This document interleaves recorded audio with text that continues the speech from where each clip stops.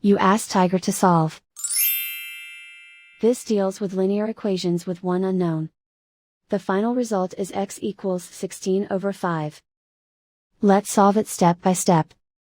Group all x terms on the left side of the equation. Subtract 3x from both sides. Group like terms. Simplify the arithmetic. Group like terms. Simplify the arithmetic. Group all constants on the right side of the equation. Subtract 9 from both sides. Simplify the arithmetic.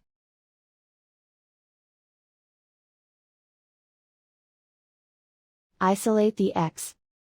Divide both sides by -5. Cancel out the negatives. Simplify the fraction.